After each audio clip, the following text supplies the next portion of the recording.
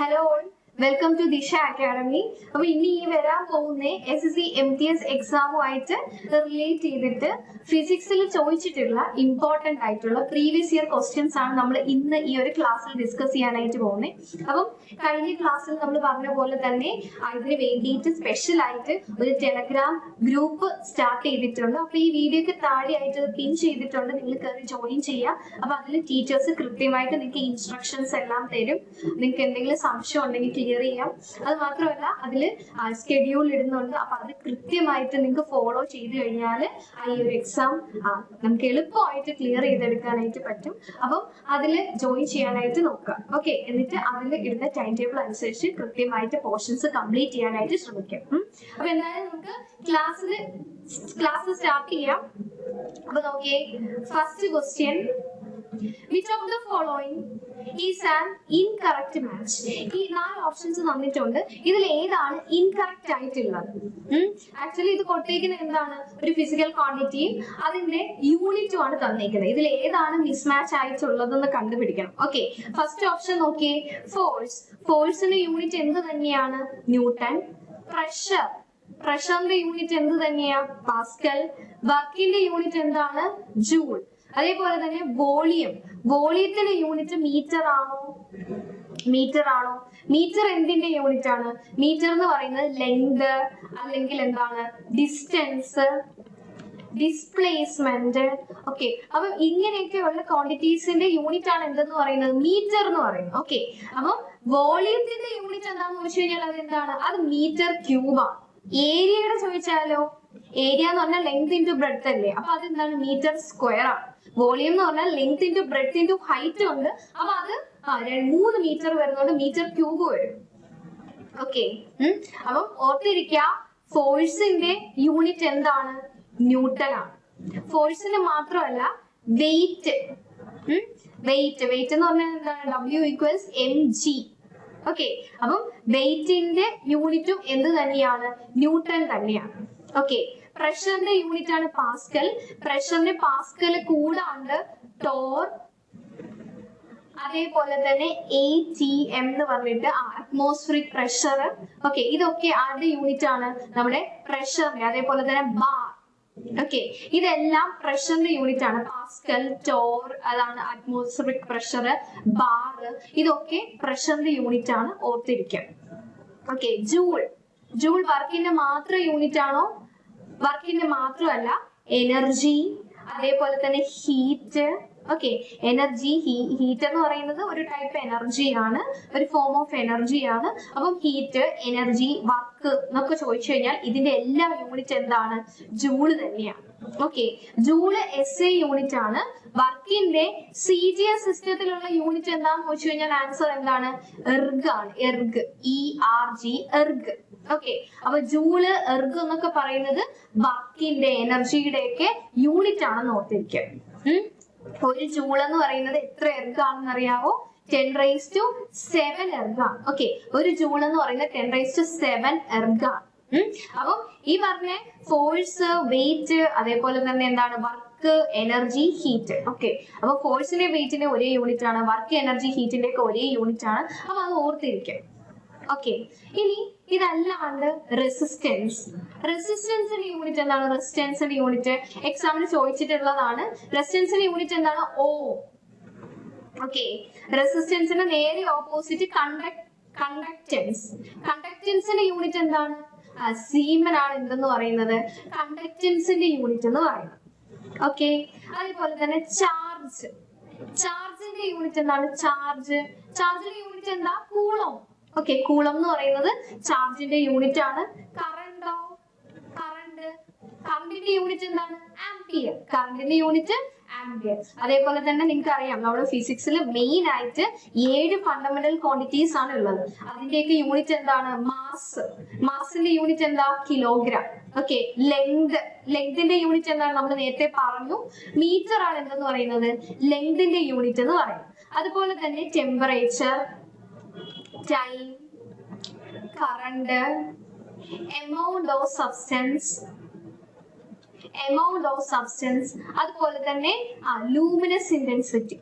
Luminous intensity. Okay, ഇതാണ് 7 fundamental quantities എന്ന് പറയുന്നത്. Mass, length, temperature, time, current, amount of substance, luminous intensity. Okay, ഇതില് ടെമ്പറേച്ചറിന്റെ unit എന്താണ്? Temperature നിങ്ങൾ ഡിഗ്രി സെൽഷ്യസ്, കെൽവിൻ, ഫാരൻഹീറ്റ് ഒക്കെ കേട്ടിട്ടുണ്ടാവും. എന്നാലും ടെമ്പറേച്ചറിന്റെ SI യൂണിറ്റ് എന്ത് തന്നെയാണ്? കെൽവിൻ തന്നെയാണ്. ഓക്കെ, ടൈമിന്റെ നിങ്ങൾക്ക് അറിയാം എന്താ? സെക്കൻഡ് ആണ് ടൈമിന്റെ. കറന്റ് ഓൾറെഡി നമ്മൾ പറഞ്ഞു ആംപിയർ ആണ്. എമൗണ്ട് ഓഫ് സബ്സ്റ്റൻസിന്റെ എന്താണ്? മോളാണ്. ഓക്കെ, മോളാണ് എമൗണ്ട് ഓഫ് സബ്സ്റ്റൻസിന്റെ. ലൂമിനസ് ഇന്റൻസിറ്റി എന്താണ്? കാൻഡില. കാൻഡിലയാണ് CD.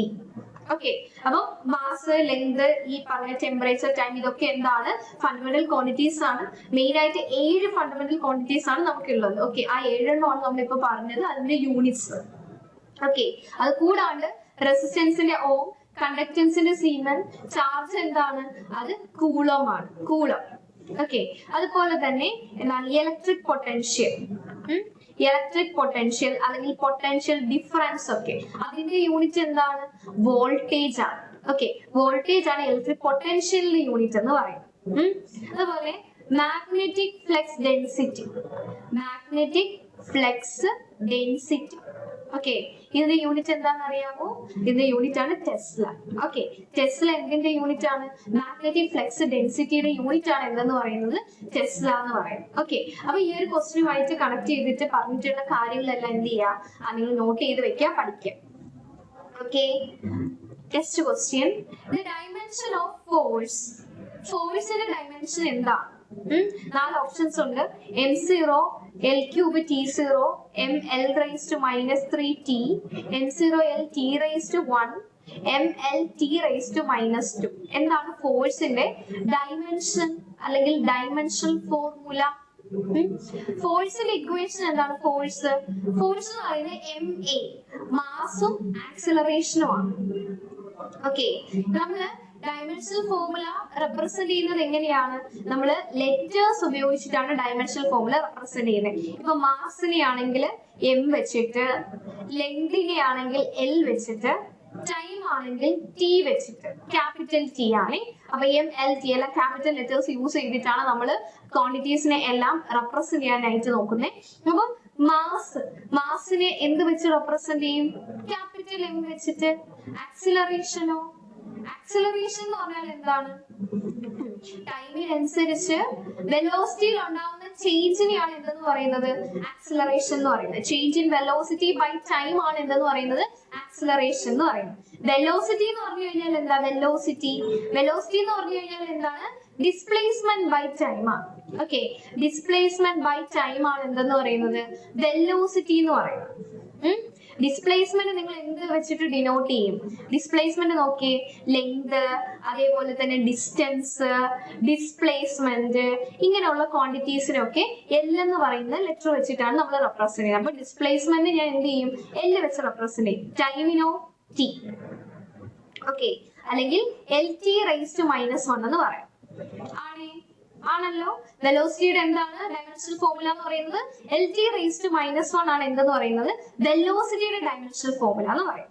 ഇനി ആക്സിലറേഷന്റെ നമുക്ക് വെലോസിറ്റി വേണം, ടൈമും വേണം. അപ്പൊ വെലോസിറ്റിയുടെ ഞാൻ എഴുതുവാണ് LT raised to -1 divided by time T. ഈ T കൂടെ മുകളിലോട്ട് വരുമ്പോ എന്താവും? LT raised to -1 ഇൻറ്റു ഈ T കൂടെ മുകളിൽ വരുമ്പോ വീണ്ടും ഒരു T raised to -1 വരും.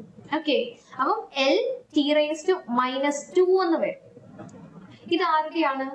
ആക്സിലറേഷന്റെയാണ്.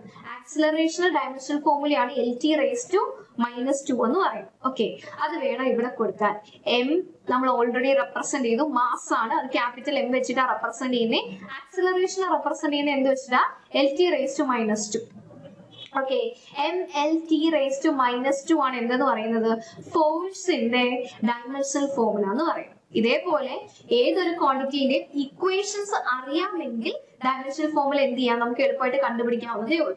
എന്നാലും ഫോഴ്സിന്റെ ഒക്കെ നിങ്ങൾ കാണാണ്ട് അറിയേണ്ടതാണ്. കാരണം ചെയ്ത് നമ്മൾ എന്തിനാ ടൈം കളയുന്നത്? ബേസിക് ആയിട്ടുള്ള ക്വാണ്ടിറ്റീസ് ആണ് ഫോഴ്സ് എന്നൊക്കെ പറയുന്നത്. അപ്പൊ അത് കാണാതെ പഠിച്ചു വെക്കുക.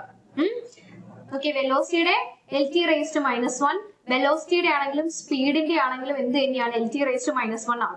ആക്സിലറേഷന്റെയോ LT raised to -2 ആണ് എന്തെന്ന് പറയുന്നത്? ആക്സിലറേഷന്റെ യൂണിറ്റ് എന്ന് പറയും.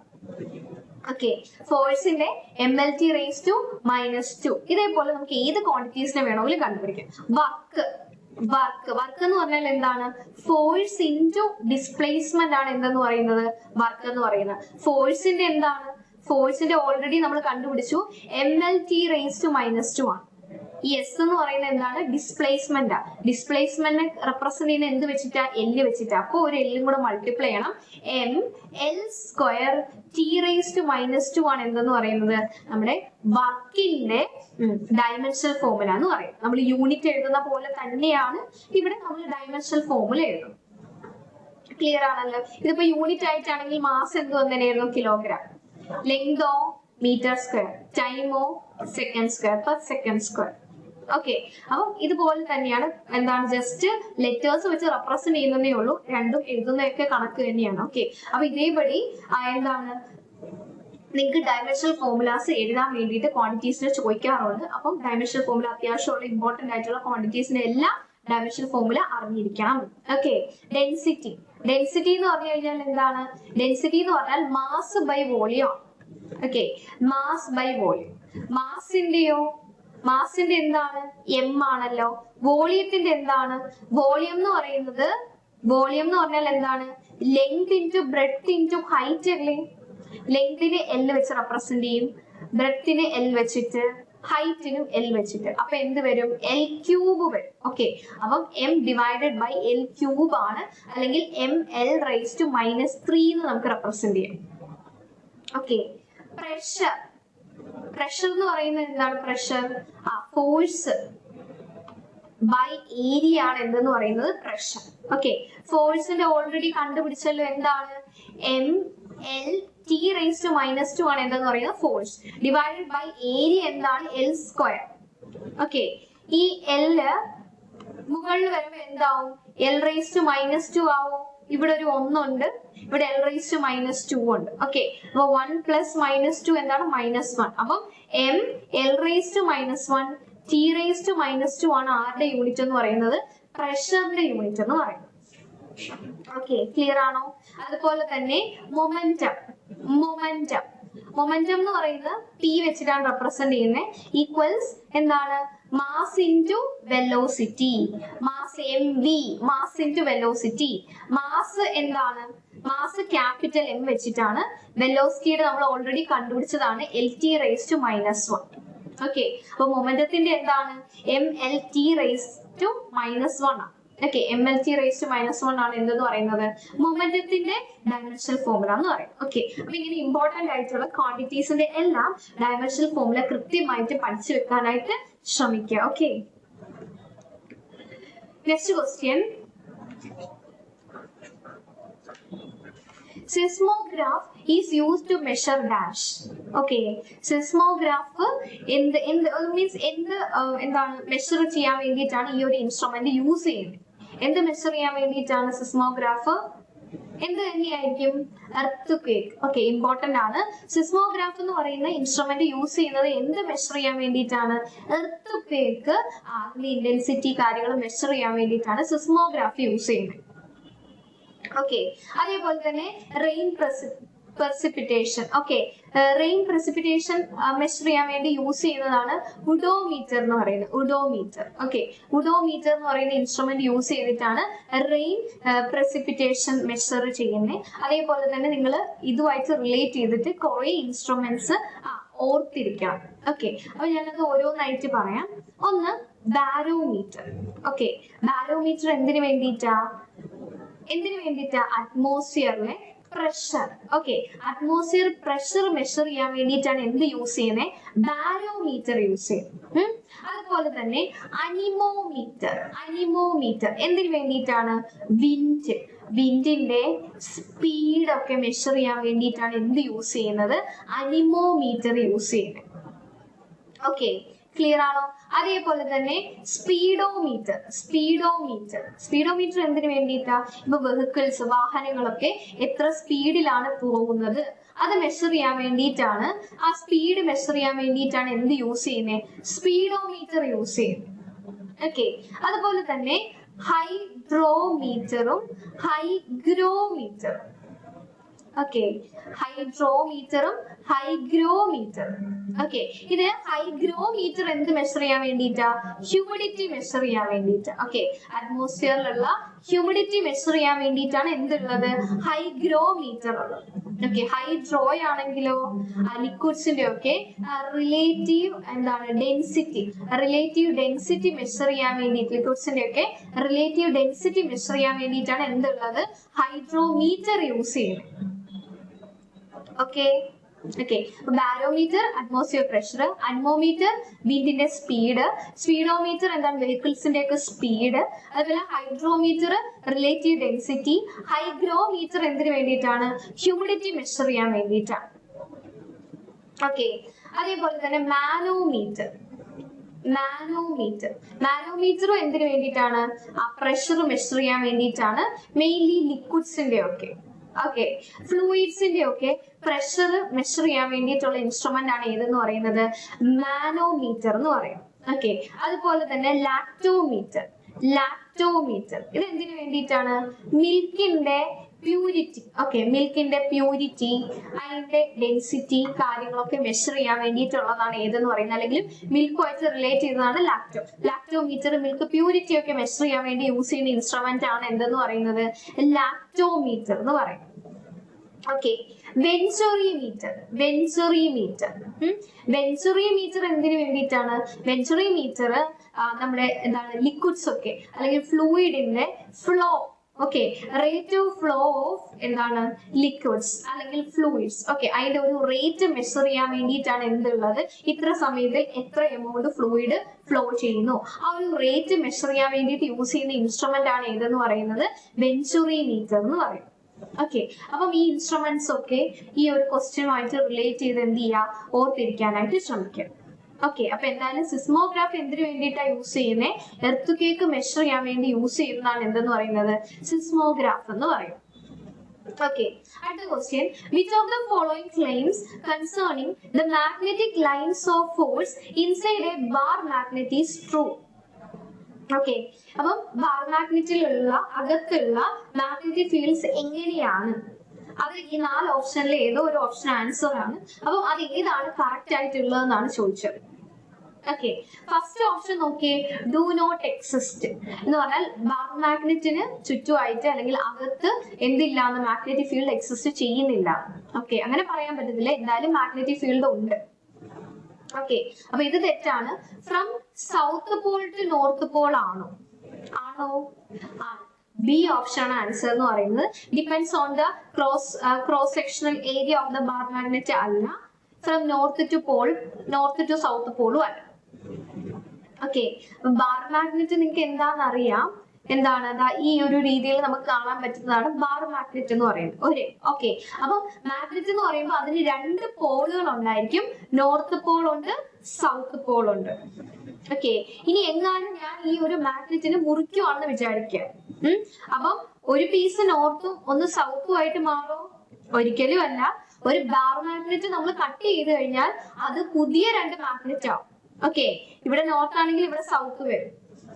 വീണ്ടും അത് പുതിയൊരു മാഗ്നറ്റ് ആയിട്ടായിരിക്കും വരുന്നത്. അതിനും നോർത്തും സൗത്തും ഉണ്ടാവും. ഓക്കെ, അപ്പൊ ഒരു മാഗ്നറ്റ് എടുത്ത് നമ്മൾ പീസ് ആക്കി കഴിഞ്ഞു കഴിഞ്ഞാൽ ഒന്ന് നോർത്ത് ഒന്ന് സൗത്ത് അങ്ങനെയല്ല ആവുന്നത്. അത് പുതിയ 2 മാഗ്നറ്റ്സ് ആയി മാറുവാണ് ചെയ്യുന്നത്. പുതിയ മാഗ്നറ്റിൽ എന്തുണ്ടാവും? നോർത്തും ഉണ്ടാവും, സൗത്ത് പോളും ഉണ്ടായിരിക്കും. ഓക്കെ, അത് മാത്രമല്ല, നമ്മൾ ഈ ഒരു മാഗ്നറ്റ് എടുത്തിട്ട് ഒരു എന്താണ് സ്ട്രിങ്ങിലോ എന്തെങ്കിലും നമ്മൾ ഇതിനെ സസ്പെൻഡ് ചെയ്യുവാണെങ്കിൽ എന്ത് ചെയ്യും?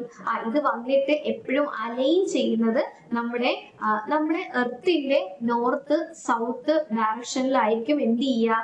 ഈ ഒരു മാഗ്നറ്റ് വന്നിട്ട് എപ്പോഴും അലൈൻ ചെയ്യാം. ഓക്കെ, എപ്പോഴും നോർത്ത് ടു സൗത്ത് ഡയറക്ഷനിലായിരിക്കും. ഇത് ഒരു നോർത്ത് ഡയറക്ഷനിലോട്ടായിരിക്കും ഇത് എന്ത് ചെയ്യുക?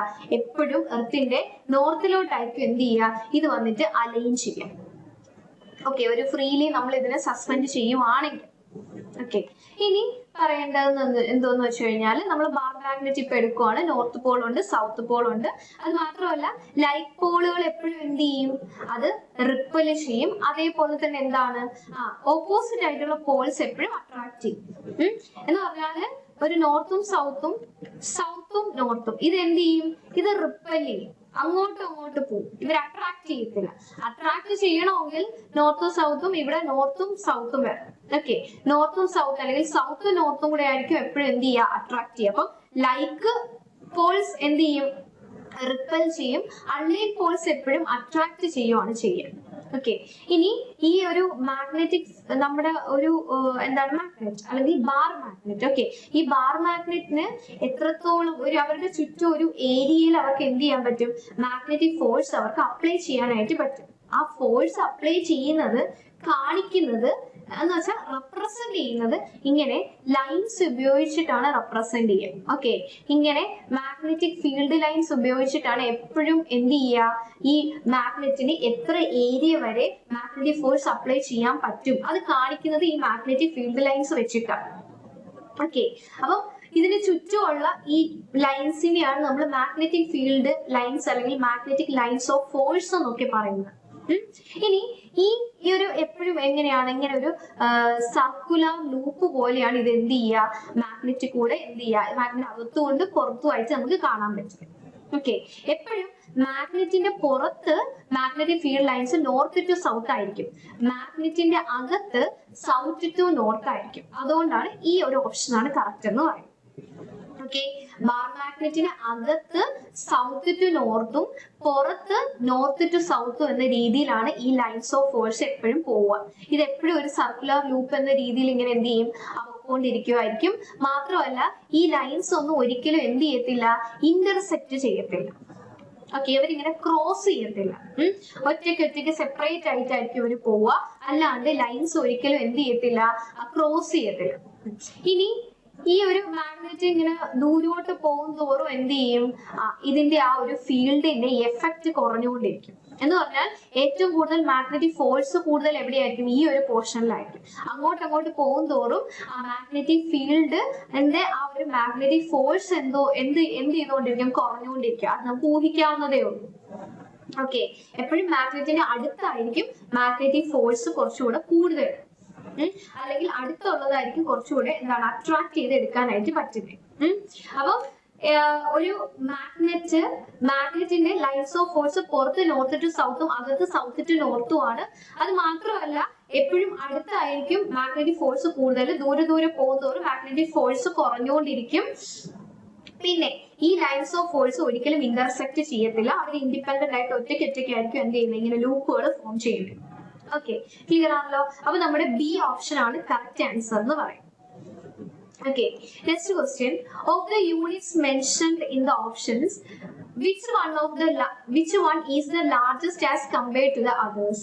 ഈ ഓപ്ഷനിൽ കൊടുത്തേക്കുന്നതിൽ ഏതാണ് ഏറ്റവും വലുത്? ഓക്കെ, ഏത് ക്വാണ്ടിറ്റി ആണ് ഏറ്റവും വലുത്? ഹെക്ടോ, ഡെക്ക, ടെറ, ജിഗ, ഏതാണ് ഏറ്റവും വലുത്? അപ്പം ഈ ക്വാണ്ടിറ്റീസ് മീൻസ് ഈ കൊടുത്തേക്കുന്ന എന്താണെന്ന് അറിയണം. ഇത് സത്യം പറഞ്ഞാല് നമ്മള് ഓരോ യൂണിറ്റുകളൊക്കെ റെപ്രസെന്റ് ചെയ്യുമല്ലോ. ഇപ്പൊ മീറ്ററിനെ നമ്മൾ ചിലപ്പോൾ സെന്റിമീറ്റർ എന്ന് കാണും, അല്ലെങ്കിൽ ഡെസിമീറ്റർ എന്ന് കാണും, ചിലപ്പോൾ മില്ലിമീറ്റർ എന്ന് കാണും. അപ്പം ഈ ഒരു സെന്റി, മില്ലി, ഇപ്പൊ പറഞ്ഞ ഡെസി, ഇതൊക്കെ എന്താണ്, ഈ ഒരു മീറ്റർ എന്ന് പറയുന്ന യൂണിറ്റിന്റെ കൂടെ ഫ്രണ്ടിലായിട്ട് പ്രിഫിക്സ് ആയിട്ട് യൂസ് ചെയ്യുന്നതാണ് എന്ത്, ഈ ഹെക്ടോ, ഡെക്ക, ടെറ എന്നൊക്കെ പറയുന്നത്. ഓക്കെ, അപ്പൊ ഇവരുടെ എല്ലാം വാല്യൂസ് കൃത്യമായിട്ട് നിങ്ങൾ ഓർത്തിരിക്കണം. ഓക്കെ, അപ്പൊ ജസ്റ്റ് ഞാനൊന്ന് എന്ത് ചെയ്യാൻ പറഞ്ഞു തരാം, നിങ്ങൾ അത് നോട്ട് ചെയ്ത് വെക്കാം. ഓക്കെ, അപ്പൊ നോക്കിയേ, മില്ലി, സെന്റി, ഡെസി. ഓക്കെ, ഇനി ഡെസി എന്ന് പറയുന്നത് എന്താണ്, 10⁻⁻1 ആണ്. സെന്റി എന്ന് പറയുന്നത് 10⁻⁻2. മില്ലി എന്ന് പറയുന്നത് എന്താണ്, 10⁻⁻3 ആണ്. ഓക്കെ, മൈക്രോ 10⁻⁻6 ആണ്. ഓക്കെ, നാനോ 10⁻⁻9 ആണ്. 10⁻⁻10 ഉണ്ട്, ഇമ്പോർട്ടന്റ് ആണ്, ആൻസ്ട്രം എന്ന് പറയും, ആൻസ്ട്രം. ഓക്കെ, അടുത്തത് 10⁻⁻12, അതിന് പറയുന്ന പേരാണ് എന്ത്, സോറി, പൈക്കോ എന്ന് പറയും, പൈക്കോ.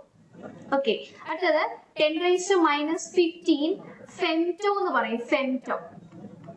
10⁻⁻18 ഇതിന് പറയുന്ന പേരാണ് ആട്ടോ. ഓക്കെ, ഇത് എന്താണ്, റേസ് ടു മൈനസ് വരുന്നതാണ്, അല്ലാണ്ട് പോസിറ്റീവ് ആയിട്ടുള്ളത്. ഓക്കെ, 10 അല്ലെങ്കിൽ 10 സ്ക്വയർ അത് ഏതാണ് വരുന്നതെന്നാണ് അടുത്തത് പറയാൻ പോകുന്നത്. Okay,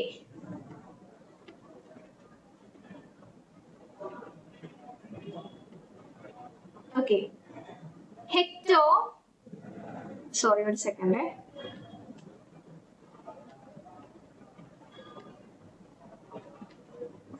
deca, hecto, kilo. Okay, എഴുതിയപ്പോ തിരിഞ്ഞോളി. ഓക്കെ, അപ്പം ഡെക്ക, ഹെക്ടോ, കിലോ. അപ്പൊ ഡെക്ക എന്ന് പറയുന്നത് എന്താണ്? 10. ഹെക്ടോ എന്ന് പറയുന്നത് എന്താണ്? 10 സ്ക്വയർ. കിലോ എന്ന് പറയുന്നത് 10 ക്യൂബ് ആണ്. ഓക്കെ, ഇനി മെഗ 10⁶ മെഗ എന്ന് പറയുന്നത്. ജിഗ, ജിഗ എന്താണ്? 10⁻⁹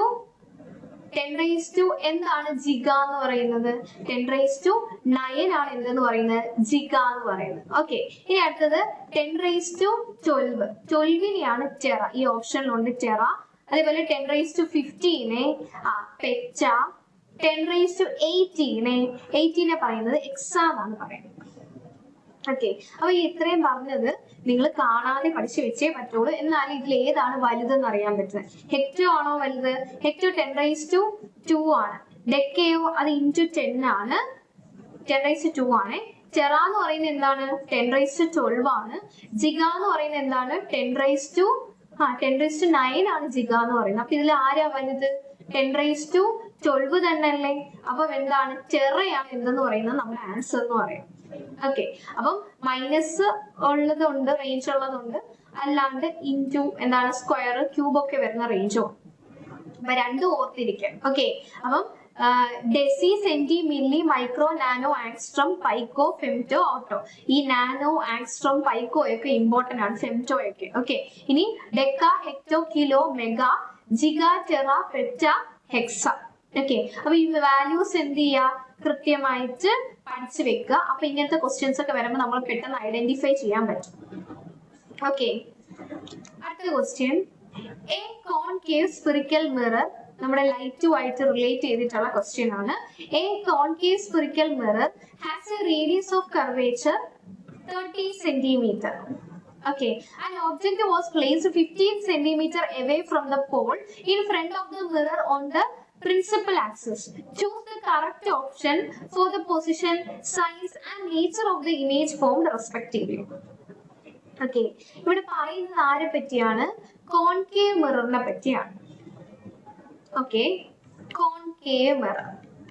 ഓക്കെ, ഇതാണ് concave mirror. Concave spherical mirror എന്ന് പറയും. കാരണം എന്താണ്? സ്പിയറിൽ നിന്നുമാണ് ഇവരെ കട്ട് ചെയ്ത് ഫോം ചെയ്തെടുത്തത്. നോക്കിയേ, ഇതൊരു സ്പിയർ ആണ്. ഈ സ്പിയറിന്റെ ഈ ഒരു സൈഡ് പോളിഷ് ചെയ്തേക്കുവാണ്. എന്നിട്ട് ഇതാ ഇവിടെ വെച്ചങ്ങ് കട്ട് ചെയ്തു. ഈ കട്ട് ചെയ്തെടുത്തതാണ് എന്തെന്ന് പറയുന്നത്? നമ്മുടെ കോൺകേവ് മിറർ എന്ന് പറയും. ഓക്കെ, ഇതിനൊരു സെന്റർ ഉണ്ട്. എന്ന് വെച്ചാൽ ഈ ഒരു സ്പിയറിന്റെ മൊത്തം സെന്റർ, അതാണ് ഈ സെന്റർ. ഓക്കെ, ഈ സെന്റർ ഇത് നമ്മുടെ മിററിന്റെ ഒത്ത നടുക്കല്ലേ, മിററിന്റെ ഇതിനെ പറയുന്ന പേരാണ് പോൾ. ഇനി ഈ സെന്ററിൽ നിന്ന് പോൾ വരെയുള്ള ദൂരമാണ് ഈ പറഞ്ഞിരിക്കുന്നത്. റേഡിയസ് ഓഫ് കർവേച്ചർ 30 എന്ന് പറഞ്ഞിട്ടുണ്ട്. ഇനി an object was placed 15 centimeter away from the pole in front of the mirror. പോളിൽ നിന്നും 15 സെന്റിമീറ്റർ ഫ്രണ്ടില് എന്ത് ചെയ്തിട്ടുണ്ട്? നമ്മുടെ ഒബ്ജക്റ്റ് വെച്ചിട്ടുണ്ട്. ഓക്കെ, ഏതാ ഈ പോയിന്റ്? ഫോക്കസ് എന്ന് പറയും. കാരണം എന്താ? എങ്ങനെയാണ് ഫോക്കസ് എന്ന് മനസ്സിലായത്? റേഡിയസ് ഓഫ് കർവേച്ചർ എന്ന് പറഞ്ഞാൽ ഈ സെന്റർ മുതൽ പോൾ വരെയുള്ള ദൂരമാണ് റേഡിയസ് ഓഫ് കർവേച്ചർ. അത് മൊത്തം 30 ആണ്. ഓക്കെ, അപ്പം 30ന്റെ പാതി 15 എന്നാണ് കൊടുത്തേക്കുന്നത്. അപ്പൊ പിന്നെ ആ പോയിന്റ് ഏതായിരിക്കും? ഫോക്കസ് ആയിരിക്കും. ഓക്കെ, കാരണം നമ്മുടെ ഈ ഒരു പോയിന്റ് ആണല്ലോ ഫോക്കസ് എന്ന് പറയുന്നത്. ഫോക്കസിൽ നിന്നും പോൾ വരെയുള്ള ദൂരത്തിനെയാണ് ഫോക്കൽ ലെങ്ത് എന്ന് പറയുന്നത്. ഈ ഫോക്കൽ ലെങ്ത് എപ്പോഴും റേഡിയസ് ഓഫ് കർവേച്ചറിന്റെ പാതി ആയിരിക്കും. ഓക്കെ, ഈ പോയിന്റിനെയാണ് ഫോക്കസ് എന്ന് പറയുന്നത്. ഫോക്കസിൽ നിന്നും പോൾ വരെയുള്ള ദൂരത്തിന് നമ്മൾ പറയുന്നതാണ് ഫോക്കൽ ലെങ്ത് എന്ന് പറയുന്നത്. ഓക്കെ, ഈ ഫോക്കൽ ലെങ്ത് എപ്പോഴും ഈ മൊത്തം റേഡിയസ് കർവേച്ചർ ഉണ്ടല്ലോ അതിന്റെ പാതി ആയിരിക്കും. എന്ന് പറഞ്ഞാൽ 30ന്റെ പാതി 15 ആയിരിക്കും. ഓക്കെ, അപ്പൊ നമുക്ക് കൃത്യമായിട്ട് പറയാൻ പറ്റും ഈ ഒബ്ജക്റ്റിനെ വെച്ചേക്കുന്നത് ഫോക്കസിലാണ് വെച്ചേക്കുന്നത്. ഓക്കെ, ഒബ്ജക്റ്റിനെ ഫോക്കസിൽ വെച്ച് കഴിഞ്ഞാൽ ഉണ്ടാവുന്ന ഇമേജ് എങ്ങനെയായിരിക്കും എങ്ങനെയായിരിക്കും? ഓക്കെ, ഇത് ആക്ച്വലി പടം ഒന്നും വരച്ച് പഠിക്കേണ്ട ആവശ്യമില്ല. സംഭവം എന്താന്ന് അറിഞ്ഞിരുന്നാൽ മതി. അപ്പൊ നമുക്ക് എക്സാമിന് ഇങ്ങനെ പടം വരച്ച് നോക്കിക്കൊണ്ടിരിക്കാനൊന്നും സമയമില്ല. ഓക്കെ, നോക്കിയേ, ഇവിടെ ഞാൻ ഒരു ഒബ്ജക്റ്റിനെ പ്ലേസ് ചെയ്തു. ഓക്കെ, ഇതിന്ന് ഒരു റേ പോവാണെന്ന് വിചാരിക്കാം. ഓക്കെ, നിങ്ങൾക്ക് കുറെ റൂൾസ് ഉണ്ട് നമുക്കിത് കണ്ടുപിടിക്കാൻ വേണ്ടിയിട്ട്. അതിപ്പോ എല്ലാം അറിയണമെന്നൊന്നുമില്ല, എന്നാലും ഞാൻ ജസ്റ്റ് പറയാം. ഇപ്പം ഒരു റേ നമ്മുടെ മിററിന് പാരലൽ ആയിട്ട് വരുവാണെങ്കിൽ അത് ഫോക്കസിൽ കൂടെ പോകും. ഓക്കെ, ഇനി ഏതെങ്കിലും റേ ഫോക്കസിലോട്ട് വരുവാണെങ്കിൽ അത് പിന്നെ ഈ മിററിൽ തട്ടി പിന്നെ പ്രിൻസിപ്പൽ ആക്സിസിന് പാരലൽ ആയിട്ട് പോകും. ഓക്കെ, ഇനി ഏതെങ്കിലും റേ സെന്റർ ഓഫ് കർവേച്ചറിൽ കൂടെ പോയി കഴിഞ്ഞാൽ അത് എന്ത് ചെയ്യും? അതേപോലെ തിരിച്ചു പോകും. പ്രത്യേകിച്ച് ഡീവിയേഷനോ കാര്യങ്ങളോ ഒന്നും ഇല്ലാണ്ട് തന്നെ തിരിച്ചു പോകും. ഓക്കെ, ഇനി ഒരു റൂളാണ്, ഇവിടെ നിന്ന് ഒരു റേ ഈ ഒരു പോളിൽ തട്ടിക്കഴിഞ്ഞാൽ ഇതേപോലെ റിഫ്ലക്ട് ചെയ്ത് പോകും. ഏത് ആംഗിളിലാണോ വന്ന് തട്ടുന്നത് അതേ ആംഗിളിൽ തന്നെ അത് എന്ത് ചെയ്യും? തിരിച്ച് റിഫ്ലക്ട് ചെയ്ത് പോകും. ഓക്കെ, ഇനി സെന്റർ ഓഫ് കർവേച്ചറിൽ കൂടെ ഒരു റേ പോയി കഴിഞ്ഞാൽ അത് എന്ത് ചെയ്യും? അത് അതേപടി തിരിച്ചങ്ങ് പോകും. അതെങ്ങനെയാണോ വന്നത് അതേപടി തിരിച്ച് റിഫ്ലക്ട് ചെയ്ത് അങ്ങ് പോകും. ഓക്കെ, ഇത് പോകുന്ന കാണുമ്പോൾ നിങ്ങൾക്ക് അറിയാം, ഇത് ഇവിടെ ഒന്നും എന്തായാലും കൂട്ടിമുട്ടത്തില്ല, ദൂരെ എവിടെയെങ്കിലും ചെന്ന് കൂട്ടിമുട്ടുമായിരിക്കും. ഓക്കെ, അപ്പം അതാണ് നമ്മുടെ ഇമേജ് എങ്ങനെയാണെന്നാണ് ക്വസ്റ്റ്യൻ ചോദിച്ചിരിക്കുന്നത്. ഇമേജ് എങ്ങനെയായിരിക്കും? ഇൻഫിനിറ്റിയിലായിരിക്കും ഫോം ചെയ്യുക. എങ്ങാനും ഫോം ചെയ്ത് കഴിഞ്ഞാൽ ഭയങ്കര ഹൈലി എൻലാർജ്ഡ് സൈസ് ആയിരിക്കും. റിയൽ ആയിരിക്കും, ഇൻവെർട്ടഡ് ആയിരിക്കും. Okay, real, inverted, highly enlarged, ഇൻഫിനിറ്റിയിലായിരിക്കും ഇമേജ് ഫോം ചെയ്യും. ഓക്കെ, അപ്പം നമ്മൾ ഇപ്പൊ ഒരു കോൺകേവ് മിറർ എടുത്തു കഴിഞ്ഞാൽ കൃത്യമായിട്ട് പൊസിഷൻസ് ഏതൊക്കെയാണ് പൊസിഷൻസ് നമ്മൾ എടുക്കുക? ഒന്ന്, നമ്മൾ ഒബ്ജക്റ്റിനെ ഇൻഫിനിറ്റിയിൽ വെക്കും. 2, നമ്മൾ ഒബ്ജക്റ്റിനെ ബിയോണ്ട് സി വെക്കും. 3, അറ്റ് സി വെക്കും, സിയിൽ വെക്കും. 4, ബിറ്റ്വീൻ സി ആൻഡ് എഫ് വെക്കും. 5, അറ്റ് എഫ് വെക്കും. 6, ബിറ്റ്വീൻ എഫ് ആൻഡ് പി വെക്കും. ഇനി പിയിൽ വെക്കാൻ പറ്റത്തില്ല, അത് മിററിലാണ്. ഓക്കെ, ഇത്രയും പൊസിഷൻസിൽ നമ്മൾ ഓരോ ഒബ്ജക്ട്സിനെ വെച്ചിട്ട് ഇമേജ് എവിടെയാണ് ഫോം ചെയ്യുന്നതെന്ന് നമ്മൾ നോക്കും. ഇൻഫിനിറ്റിയിലാണ് ഒരു ഒബ്ജക്റ്റ് ഇരിക്കുന്നതെങ്കിൽ ഇമേജ് ഫോം ചെയ്യുന്നത് ഉറപ്പായിട്ടും ഫോക്കസിലായിരിക്കും. ബിയോണ്ട് സി ആണെങ്കിൽ ബിറ്റ്വീൻ സി ആൻഡ് എഫ് ആയിരിക്കും ഇമേജ് ഫോം ചെയ്യുക. സിയിലാണ് വെക്കുന്നതെങ്കിൽ സിയിൽ തന്നെ ഇമേജ് ഫോം ചെയ്യും. ബിറ്റ്വീൻ സി ആൻഡ് എഫ് ആണെങ്കിൽ ബിയോണ്ട് സി ആയിരിക്കും. അറ്റ് എഫ് ആണെങ്കിൽ എഫിലാണ് വെക്കുന്നതെങ്കിൽ നമ്മൾ ഇപ്പൊ പറഞ്ഞത് ഇൻഫിനിറ്റിയിലായിരിക്കും ഇമേജ് ഫോം ചെയ്യും. Okay, between F and P എന്ന് പറയുന്നത് ഇതിലെ സ്പെഷ്യൽ കണ്ടീഷൻ ആണ്. ഇവിടത്തെ ഇമേജ് ഫോം ചെയ്യുന്നത് എന്താണ്? മിററിന്റെ പിറകെ ആയിരിക്കും. ഓക്കെ, ഇനി ഇവിടെ ആയിരിക്കും എന്ത് ചെയ്യുക? ഇമേജ് ഫോം ചെയ്യുക. ആ ഇമേജ് എപ്പോഴും എന്തായിരിക്കും? വെർച്വൽ ഇറക്റ്റ് ഇമേജ് ആയിരിക്കും. ഓക്കെ, വലുതായിരിക്കും, എൻലാർജ്ഡ് ആയിരിക്കും, വിർച്വൽ ആയിരിക്കും, ഇറക്റ്റ് ആയിരിക്കും. മിററിന്റെ പിറകെ, ബിഹൈൻഡ് ദ മിറർ ആയിരിക്കും ഇമേജ് ഫോം ചെയ്യും. ഓക്കെ, അപ്പം ഈ ഒരു രീതിയിൽ നമ്മൾ ഈ ഒരു പോർഷൻ ഒന്നും പഠിച്ചു വെച്ചാൽ മതി, അല്ലാണ്ട് പടം വരച്ച് പഠിക്കണമെന്നൊന്നുമില്ല. ഓക്കെ, അപ്പം ഇൻഫിനിറ്റിയിലാണെങ്കിൽ ഒബ്ജക്റ്റിനെ വെക്കുന്നെങ്കിൽ ഇമേജ് ഫോക്കസിലാണ് വെക്കുന്നതെങ്കിൽ ഇൻഫിനിറ്റി. ഓക്കെ, അപ്പൊ അത് രണ്ടും പഠിച്ചല്ലോ. ഇനി ബിയോണ്ട് സി ആണ് വെക്കുന്നതെങ്കിൽ between C and F. Between C and എഫിലാണ് വെക്കുന്നതെങ്കിൽ ബിയോണ്ട് സി. അത് വീണ്ടും എന്ത് ചെയ്തു? തിരിഞ്ഞു. ഇനി സിയിൽ വെച്ച് കഴിഞ്ഞാൽ സിയിൽ തന്നെയാ ഫോം ചെയ്യുന്നത്. ഓക്കെ, പിന്നെ നമ്മൾ പറഞ്ഞ സ്പെഷ്യൽ കണ്ടീഷൻ, എഫിനും പിക്കും ഇടയ്ക്ക് വെച്ച് കഴിഞ്ഞാൽ വിർച്വൽ ഇറക്റ്റ് അതേപോലെ തന്നെ എൻലാർജ്ഡ് ഇമേജ് ആയിരിക്കും ഫോം ചെയ്യുന്നത്. ഓക്കെ, ഇപ്പൊ പറഞ്ഞത് ആരെ പറ്റിയാണ്? കോൺകേവ് മിററിനെ പറ്റിയാണ്. ഇതേപോലെ ആരുണ്ട്? കോൺവെക്സ് മിറർ ഉണ്ട്. ഓക്കെ, കോൺവെക്സ് മിററിന്റെ കേസില് ഇമേജ് എപ്പോഴും എന്തായിരിക്കും? വിർച്വലും ഇറക്റ്റും ആയിരിക്കും.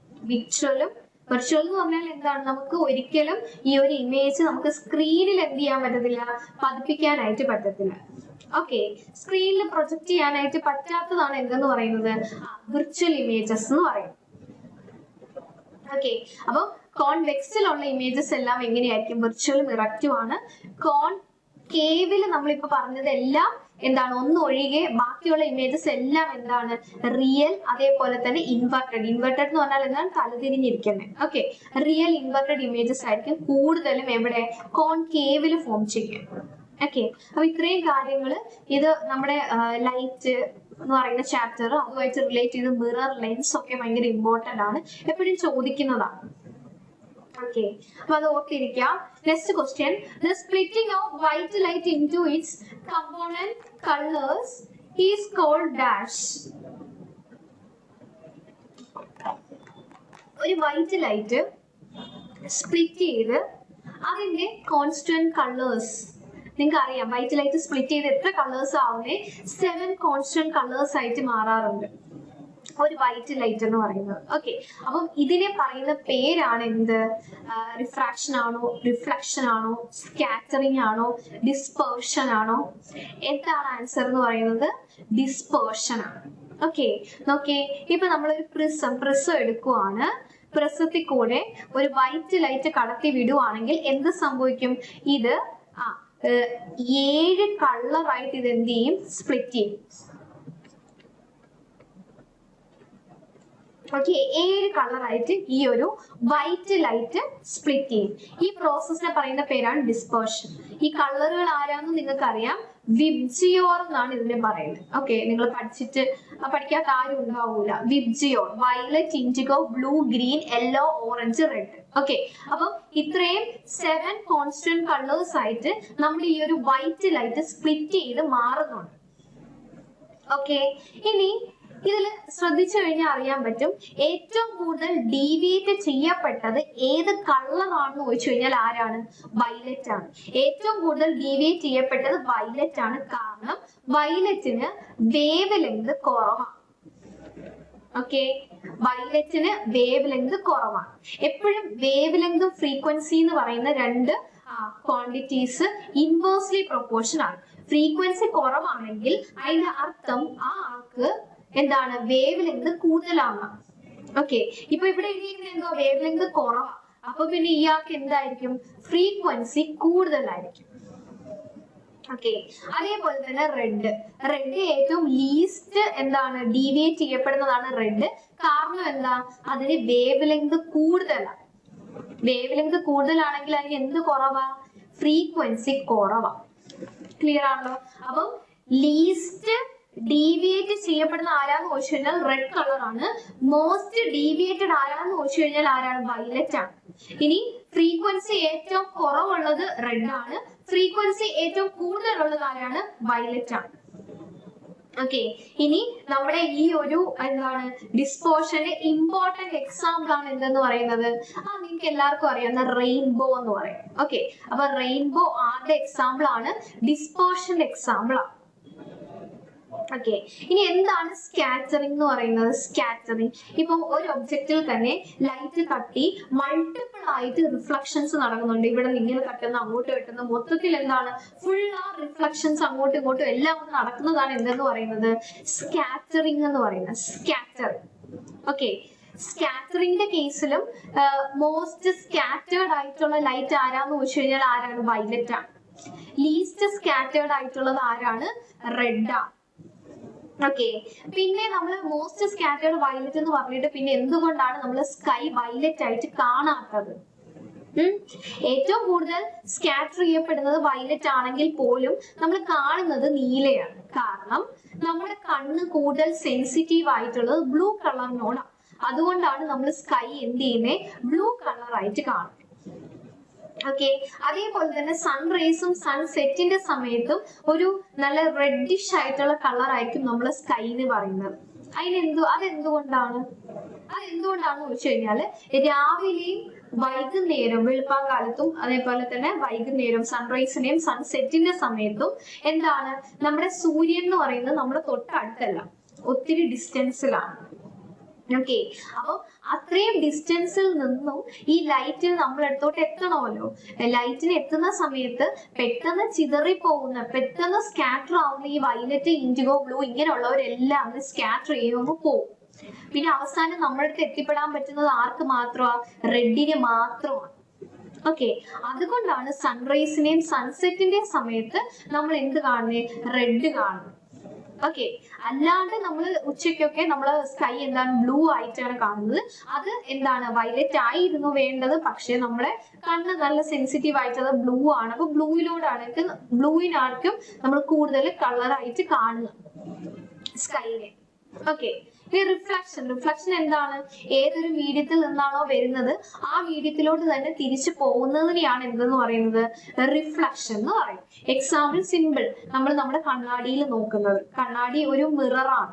ഓക്കെ, ഒരു പ്ലെയിൻ മിറർ ആണ് എന്തെന്ന് പറയുന്നത്, നമ്മൾ ഈ പറയുന്ന നോർമൽ നമ്മൾ യൂസ് ചെയ്യുന്ന കണ്ണാടി എന്ന് പറയുന്നത്. അതില് നടക്കുന്ന ഫിനോമിനൻ എന്താണ്, റിഫ്ലക്ഷൻ ആണ്. ഓക്കെ, ഇനി പ്ലെയിൻ മിററിന്റെ കാര്യം പറയാൻ നേരത്ത്, പ്ലെയിൻ മിററിൽ നമ്മളെ കാണുമല്ലോ. നമ്മൾ കാണുമ്പം നമ്മുടെ അതേ സൈസ് തന്നെയല്ലേ നമ്മുടെ ഇമേജിനും ആണല്ലോ. എന്ന് പറഞ്ഞാൽ ഇപ്പൊ കണ്ണാടിയുടെ മുമ്പിൽ നമ്മൾ ചെന്ന് നിൽക്കുവാണ്. അപ്പം കണ്ണാടി നമ്മൾ മിറർ എന്ന് പറയും, അതേപോലെ നമ്മളെ ഒബ്ജക്റ്റ് എന്ന് പറയും.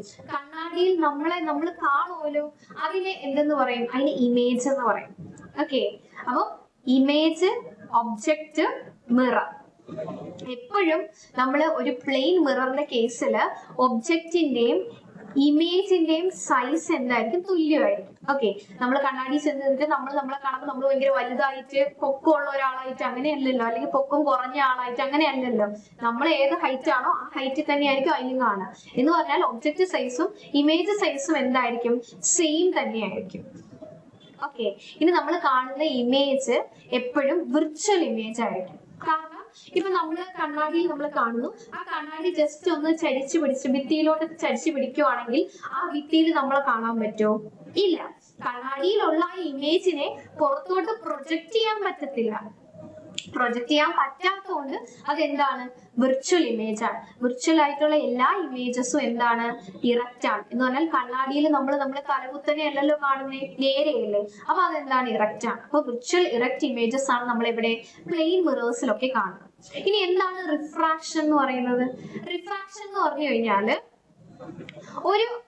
ഒരു മീഡിയത്തിൽ ഇതൊരു മീഡിയം, ഇത് വേറൊരു medium. Okay, medium 1, medium 2. Okay, ഒരു മീഡിയത്തിൽ നിന്നും ലൈറ്റ് വേറൊരു മീഡിയത്തിലോട്ട് എൻറ്റർ ചെയ്യുമ്പോൾ എന്ത് ചെയ്യും, ഈ ലൈറ്റ് ജസ്റ്റ് ഒന്ന് ബെൻഡ് ചെയ്യും. ഈ ബെൻഡ് ചെയ്യുന്ന പ്രോസസ്സിനെ പറയുന്ന പേരാണ് എന്ത്, റിഫ്രാക്ഷൻ. ഓക്കെ, രണ്ട് മീഡിയം ആയതുകൊണ്ട് രണ്ട് മീഡിയത്തിന് രണ്ട് ഡെൻസിറ്റി ആയിരിക്കും. ഓക്കെ, ഡെൻസിറ്റിയിൽ വ്യത്യാസം ഉണ്ടോണ്ട് തന്നെ ലൈറ്റിന്റെ സ്പീഡിൽ വ്യത്യാസം വരും. ഓക്കെ, ലൈറ്റിന് എപ്പോഴും സ്പീഡ് ഏറ്റവും കൂടുതൽ എവിടെയാ, വാക്വത്തിലാണ് ലൈറ്റിന് ഏറ്റവും കൂടുതൽ സ്പീഡ്. പിന്നെ ഗ്യാസില്, പിന്നെ ലിക്വിഡ്, പിന്നെ സോളിഡ്. ഓക്കെ, അപ്പം ലൈറ്റിന് ഏറ്റവും കൂടുതൽ വേഗതയുള്ളത് വാക്വത്തിലാണ്. ആ വാക്വത്തിലെ സ്പീഡാണ് 3 × 10⁸ മീറ്റർ/സെക്കൻഡ് എന്ന് പറയും. അപ്പം ഇപ്പൊ നോക്കിയേ, ഇവിടെ എന്താണ്, ലിക്വിഡും ഇവിടെ ഗ്യാസും ആണെന്ന് വിചാരിക്കുക. അപ്പൊ എന്തായാലും രണ്ട് മീഡിയം ആണ്, രണ്ടിനും രണ്ട് ഡെൻസിറ്റി ആണ്. അതുകൊണ്ട് എന്ത് സംഭവിക്കും, ലൈറ്റ് ഒന്ന് ജസ്റ്റ് ബെൻഡ് ചെയ്യും. ഈ ബെൻഡ് ചെയ്യുന്ന പ്രോസസ്സിനെയാണ് നമ്മൾ എന്തെന്ന് പറയുന്നത്, റിഫ്രാക്ഷൻ എന്ന് പറയും. ഓക്കെ, ക്ലിയർ ആണല്ലോ. റിഫ്രാക്ഷൻ എന്ന് പറഞ്ഞാൽ ജസ്റ്റ് ലൈറ്റ് ബെൻഡ് ചെയ്യുന്നതിനെയാണ് റിഫ്രാക്ഷൻ. ഇതിന്റെ എക്സാമ്പിൾസ് ആണ്, നമ്മളിപ്പം ഒരു ഗ്ലാസ്സിൽ വെള്ളം നിറച്ചിട്ട് അതിൽ എന്തെങ്കിലും സ്റ്റിക്കോ പേനയോ പെൻസിലോ ഇട്ട് വെക്കുവാണെങ്കിൽ അത് ഒടിഞ്ഞ പോലെ ഇരിക്കും. ഓക്കെ, അപ്പം എക്സാമ്പിൾ ആണ് ബെൻഡിങ് ഓഫ് എന്താണ്, പെൻസിൽ, പെൻ, സ്കെയിൽ ഒക്കെ എന്തിന്റെ റിഫ്രാക്ഷൻ എക്സാമ്പിൾ ആണ്. അതേപോലെ തന്നെ ടിംഗ്ലിംഗ് ഓഫ് സ്റ്റാർസ് എന്ത് ചെയ്യുന്നോണ്ട് ഇങ്ങനെ ചിമ്മി കത്തും അണയും അങ്ങനെ നിങ്ങൾ കണ്ടിട്ടുണ്ടല്ലോ. ടിംഗ്ലിംഗ് ഓഫ് സ്റ്റാർസ് എന്തിന് എക്സാമ്പിൾ ആണ്, റിഫ്രാക്ഷൻ എക്സാമ്പിൾ ആണ്. ഓക്കെ, അപ്പൊ ജസ്റ്റ് ഈ ഒരു ഫിനോമിനസ് ഞാൻ എന്താന്ന് പറഞ്ഞതാണ്. അപ്പൊ അത് വെച്ച് റിലേറ്റ് ചെയ്ത് പറഞ്ഞത് എന്ത് ചെയ്യുക, ഓർത്തിരിക്കാനായിട്ട് ശ്രമിക്കുക.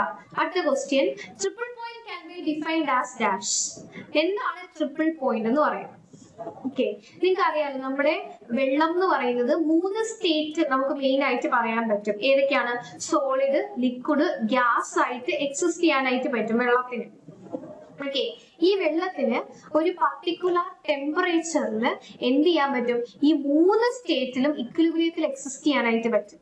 ഓക്കെ, ഈ 3 സ്റ്റേറ്റില് ഒരുപോലെ എക്സിസ്റ്റ് ചെയ്യാൻ പറ്റും ആർക്ക്, നമ്മുടെ വെള്ളത്തിന്.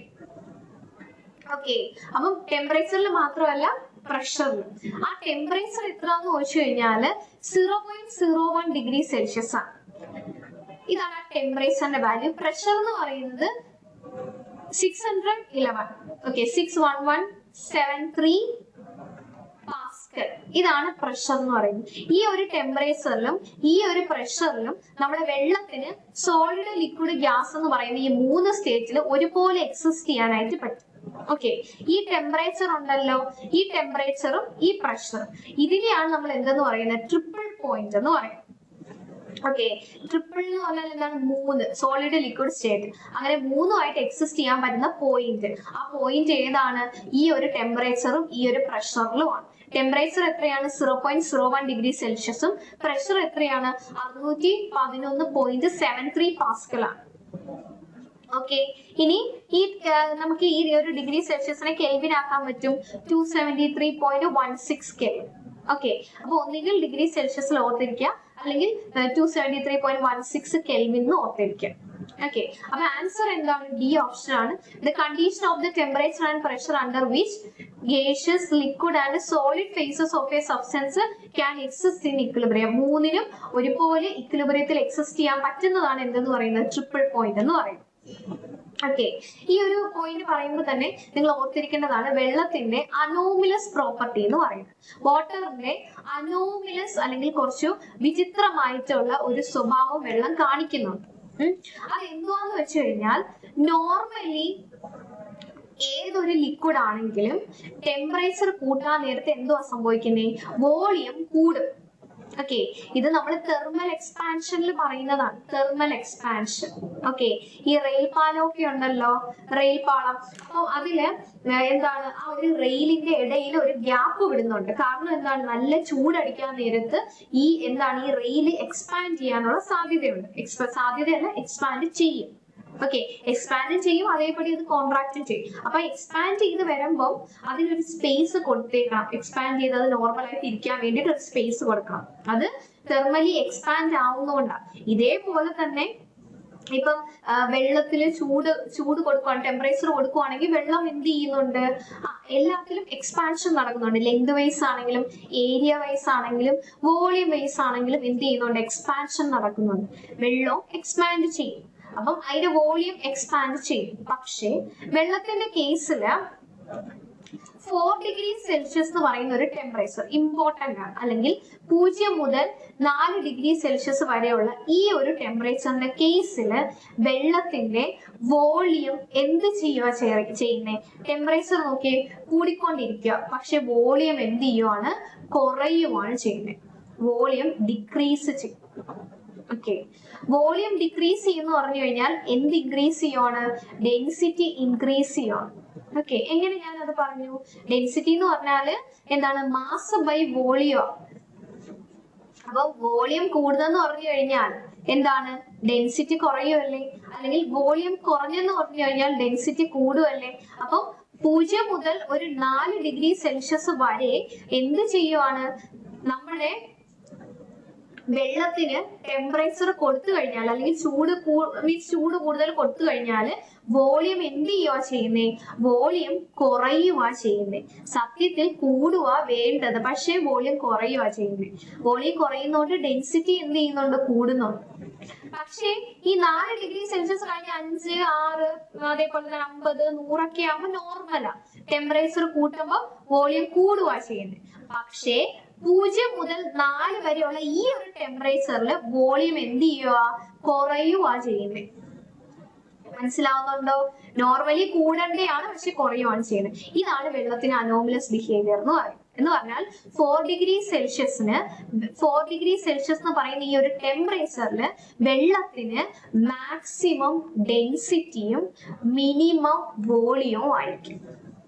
ഓക്കെ, ഇതിനെ പറ്റിയൊക്കെ ഡീറ്റെയിൽ ആയിട്ട് നമ്മൾ ക്ലാസ്സുകളായിട്ട് എടുക്കുന്നുണ്ട്. എന്നാലും ഈ ഒരു പോയിന്റ് എന്താണ്, ട്രിപ്പിൾ പോയിന്റുമായിട്ട് പറഞ്ഞിട്ട് നമ്മൾ റിലേറ്റ് ചെയ്ത് ഇതൊക്കെ ഓർത്തിരിക്കുക. ഓക്കെ, വെള്ളത്തിന് ഇങ്ങനെ ഒരു വിചിത്രമായിട്ടുള്ള സ്വഭാവം ഉണ്ട്, അതിന് അനോമലസ് പ്രോപ്പർട്ടി ആണെന്നും ആ സ്വഭാവം എന്തുവാന്ന് ചോദിച്ചു കഴിഞ്ഞാൽ 4 ഡിഗ്രി സെൽഷ്യസിൽ വെള്ളത്തിന് മാക്സിമം ഡെൻസിറ്റി മിനിമം വോളിയം ആണ്. അത് മാത്രമല്ല 0 മുതൽ 4 വരെ ഡിഗ്രി സെൽഷ്യസിന് വെള്ളം വോളിയം എന്താ ടെമ്പറേച്ചർ കൂട്ടുമ്പോൾ വോളിയം എന്ത് ചെയ്യുന്നില്ല, എക്സ്പാൻഡ് ആവുന്നില്ല, വോളിയം കുറയുക ചെയ്യുന്നത്. കൂടെയായിരുന്നു വേണ്ടുന്നത്, പക്ഷെ കുറയും. ഇതുകൊണ്ട് തന്നെയാണ് എന്താണ് റിവറിന്റെ ഒക്കെ മുകളിൽ ഐസ് ആണെങ്കിലും അതിന്റെ ഉള്ളിൽ എന്താണ്, അടിയിൽ എന്താണ്, വെള്ളമാണ്. അവിടെ വെള്ളം ഉണ്ടോണ്ട് ലൈഫിന് അതിന് എക്സിസ്റ്റ് ചെയ്യാൻ പറ്റുന്നത്. ആ വെള്ളമായിട്ട് ഇരിക്കാൻ പറ്റുന്നത് എന്ന് പറഞ്ഞാൽ മൊത്തം ഐസ് ആവുന്നില്ലല്ലോ, വെള്ളമായിട്ട് തന്നെയല്ലേ ഇരിക്കുന്നത്. ആ വെള്ളമായിട്ട് ഇരിക്കാൻ സഹായിക്കുന്നത് വെള്ളത്തിന്റെ ഈ അനോമലസ് പ്രോപ്പർട്ടി കൊണ്ട് തന്നെയാണ്. ഓക്കെ, ക്ലിയർ ആണല്ലോ. അപ്പൊ അത് ഓർത്തിരിക്കുക. അടുത്തത്, whose law states that the total energy per unit mass of flowing fluid at any point in the substance is a sum of kinetic potential, fluid pressure energy and is equal to constant value. ഇത് ഏതിലാണ് പറയുന്നത് എന്ന് പറഞ്ഞാൽ മൊത്തം എനർജിയും കൂടെ കൂട്ടാൻ നേരത്ത് അതൊരു കോൺസ്റ്റന്റ് ആയിരിക്കും എന്ന് പറയുന്നത് ആരാണ്? ഡാനിയൽ ബെർണോളിയാണ്. ബെർണോളിസ് തിയറത്തിലാണ് ഇത് പറയുന്നത്. എന്ന് പറഞ്ഞാൽ പ്രഷർ എനർജിയും അതുപോലെ തന്നെ കൈനറ്റിക് എനർജി പെർ വോളിയവും പൊട്ടൻഷ്യൽ എനർജി പെർ വോളിയം, ഇതെല്ലാം കൂടെ കൂട്ടിക്കഴിഞ്ഞാൽ കിട്ടാൻ പോകുന്നത് എപ്പോഴും എന്തായിരിക്കും, ഒരു കോൺസ്റ്റന്റ് ആയിരിക്കും. ഈ ഒരു സ്റ്റേറ്റ്മെന്റ് പറയുന്നത് ആരാണ്? ബെർണോളിയാണ്. ഓക്കെ, പ്രഷർ എനർജിനെ ഞാൻ പി വെച്ച് റെപ്രസെന്റ് ചെയ്തു. കൈനറ്റിക് എനർജിയുടെ ഇക്വേഷൻ എന്തുവാ?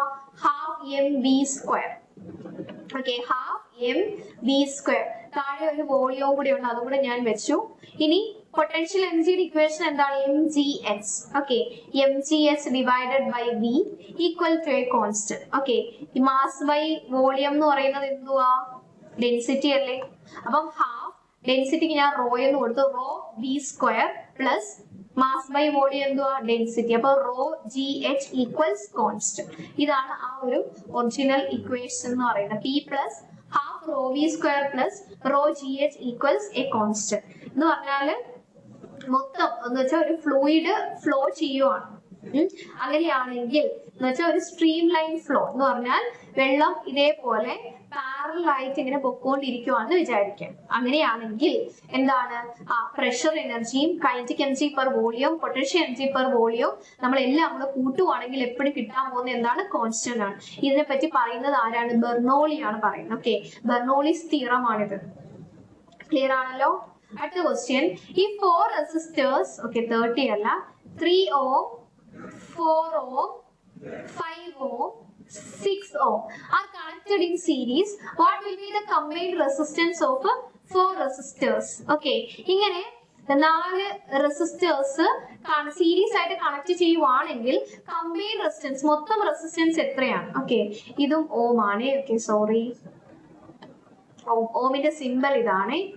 ഓക്കെ, ഓമിന്റെ സിമ്പൽ ഇതാണ്. ഇത് ഓം ആരുടെ യൂണിറ്റാ? Resistance unit. ഓക്കെ, അപ്പം റെസിസ്റ്റേഴ്സിനെ 2 രീതിയിൽ കണക്ട് ചെയ്യാറുണ്ട്. സീരീസ് കണക്ഷൻ ഉണ്ട്, പാരലൽ കണക്ഷൻ ഉണ്ട്. ഓക്കെ, അപ്പം സീരീസ് കണക്ഷനിൽ എന്തുവാ ചെയ്യുന്നത്? റെസിസ്റ്റൻസ് എല്ലാം കൂടെ കൂട്ടുക ചെയ്യുന്നത്, നമുക്ക് എഫക്റ്റീവ് റെസിസ്റ്റൻസ് കണ്ടുപിടിക്കാൻ വേണ്ടിയിട്ട്. പാരലൽ കേസിൽ നമ്മൾ റെസിസ്റ്റൻസ് കണ്ടുപിടിക്കാൻ ഉള്ള ഇക്വേഷൻ 1/R എന്ന് പറയുന്നത് 1/R1 plus 1/R2 plus 1/R3 എന്നാണ്. ഓക്കെ, അത് എത്ര റെസിസ്റ്റൻസ് ഉണ്ടോ അതനുസരിച്ച് നമുക്ക് എഴുതാൻ പറ്റും. ഇതിൽ R കണ്ടുപിടിക്കുന്നത് എങ്ങനെയാ? R1 plus R2 plus R3 ആണ്. ഓക്കെ, അപ്പൊ സീരീസ് കണക്ഷനിൽ എല്ലാം കൂടെ കൂട്ടുക, പാരലൽ കണക്ഷനിൽ 1 ഡിവൈഡഡ് ബൈ ഇങ്ങനെ വേണം ചെയ്യാൻ. ഇവിടെ എന്തായാലും സീരീസിന്റെയാണ് ക്വസ്റ്റ്യൻ ചോദിച്ചേക്കുന്നത്. അപ്പൊ സീരീസ് കണ്ടുപിടിക്കാൻ മൊത്തം കൂടെ എന്ത് ചെയ്താൽ മതി? കൂട്ടിയാൽ മതി. 3 ohm plus 4 ohm plus 5 ohm plus 6 ohm എത്ര വരും? 11 7 18. ഓക്കെ, 18 ohm ആണ് എന്തെന്ന് പറയുന്നത് നമ്മുടെ ആൻസർ എന്ന് പറയും. ഓക്കെ, ഇനി സീരീസ് കണക്ഷനിൽ എപ്പോഴും ആര് കോൺസ്റ്റന്റ് ആയിരിക്കും?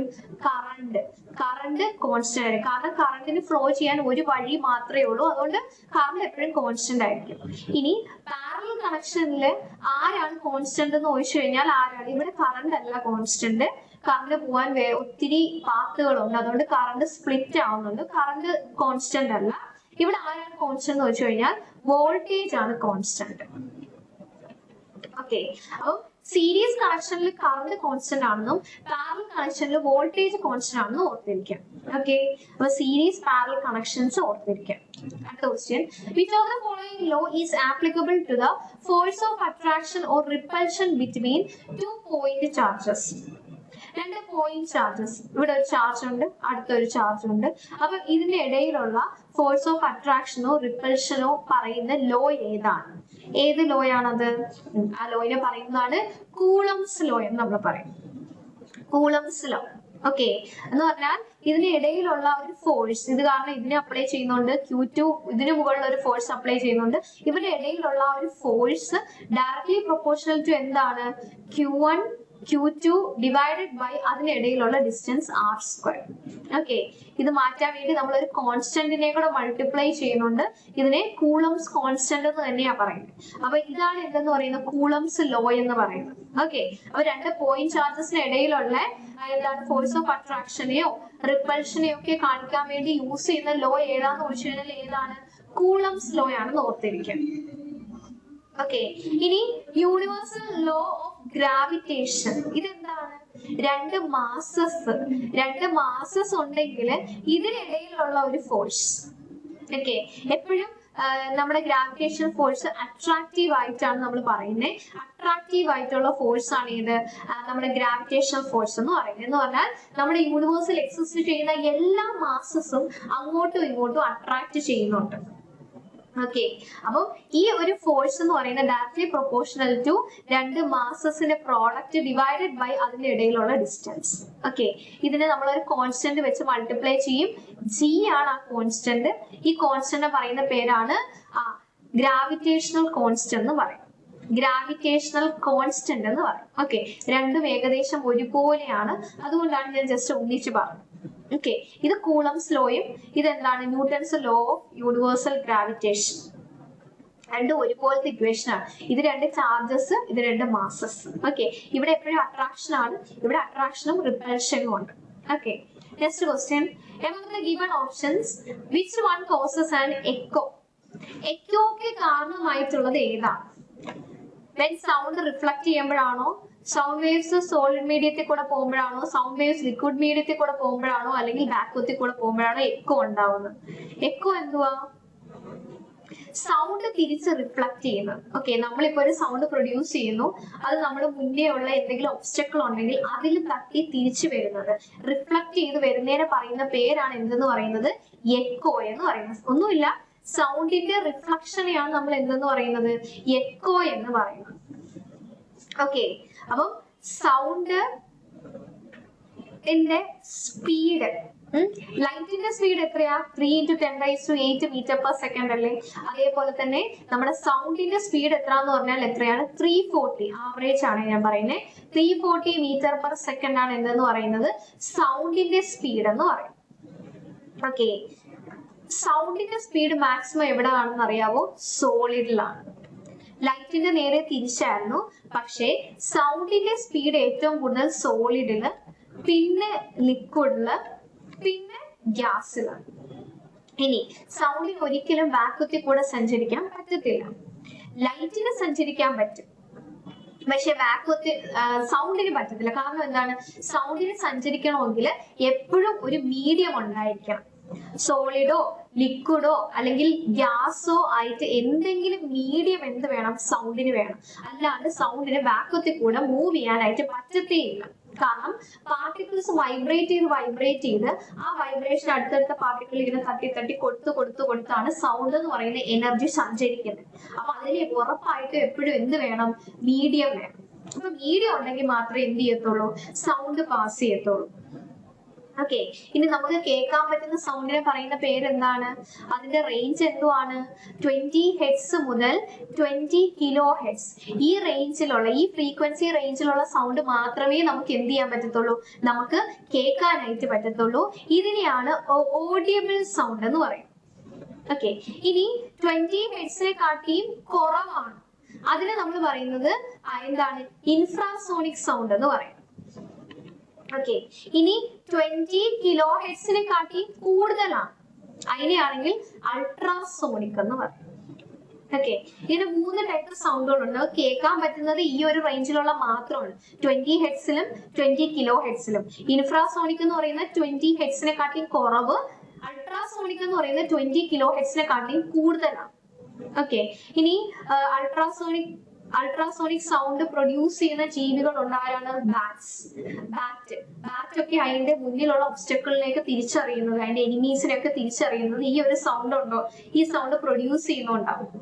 അപ്പം ബാറ്റ് ഈ സൗണ്ട് സെൻസ് ചെയ്യാനും പറ്റും, അവർക്ക് പ്രൊഡ്യൂസ് ചെയ്യാനും പറ്റും. പിന്നെ എന്താണ്, ഡോഗ്, കാറ്റ്, അതേപോലെ തന്നെ മൊസ്കിറ്റോസ്, ഇങ്ങനെയുള്ള ജീവികൾക്കെല്ലാം എന്ത് ചെയ്യാൻ പറ്റും, ഈ ഒരു അൾട്രാസോണിക് സൗണ്ട് എന്ത് ചെയ്യാൻ പറ്റും, അവർക്ക് സെൻസ് ചെയ്യാനായിട്ട് പറ്റും.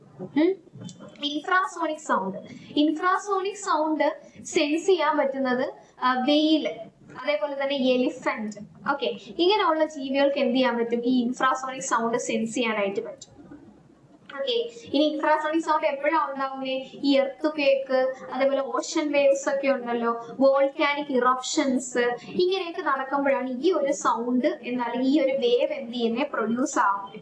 ഓക്കെ, അപ്പം ഇങ്ങനെ ഒരു 3 ടൈപ്പ് സൗണ്ടുകൾ ഉണ്ടെന്നും അതില് ഈ 20 ഹെഡ്സ് മുതൽ 20 കിലോ ഹെഡ്സ് വരെയുള്ള സൗണ്ട് റേഞ്ച് മാത്രമാണ് നമുക്ക് കേൾക്കാൻ പറ്റിയെന്ന് ഓർത്തിരിക്കും.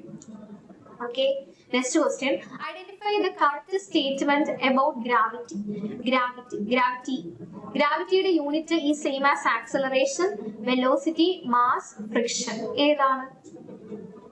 നമ്മുടെ എർത്തിന്റെ ഗ്രാവിറ്റേഷണൽ പുള്ള് കാരണം ഉണ്ടാവുന്ന ആക്സിലറേഷനെയാണ് എന്തെന്ന് പറയുന്നത്, ഗ്രാവിറ്റി എന്ന് പറയുന്നത്.